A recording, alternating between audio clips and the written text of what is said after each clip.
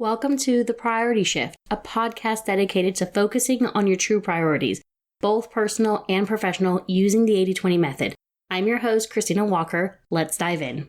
Episode 16, Customer Differentiation with the Airlines. When people start their 80-20 journey, one of the first stumbling blocks that they run into is how it is going to impact their customers.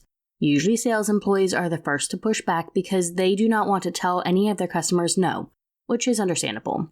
But in order to run a successful business, you're going to have to create differentiation in your customer tiers. The good thing is we already are used to this as a society. We may just not love the idea when we fall into the lower category. I like to use the airlines because it makes sense for a lot of people. I personally love to travel, and love to travel so much that I have become a travel agent to help other people travel. And when you decide to do international travel, you have to deal with the airlines. So, how does the customer differentiation show up for them? Let's start with the basics. Usually, as a customer, you get to decide on the cabin level of choice.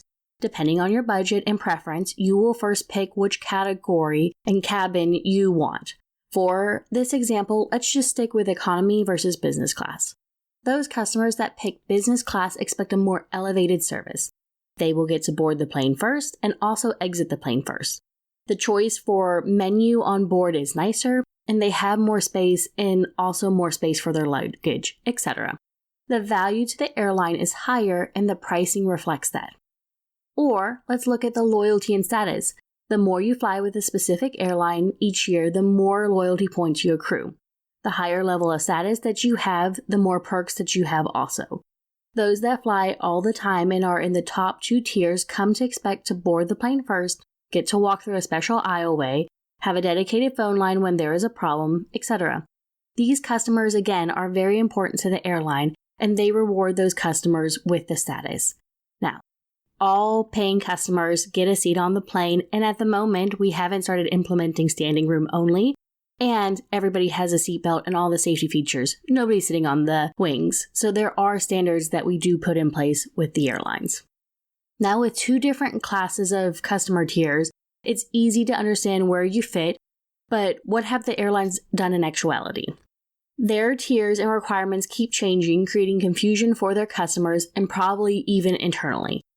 Also, they keep adding different tiers of cabin classes: basic economy, economy plus, business class, first class, secret handshake class. Okay, the last one may not be a real thing, but sometimes it feels like it. The more tiers and things that you're adding to a program or customer differentiation, the more complicated you make the system and harder you make it for everyone involved.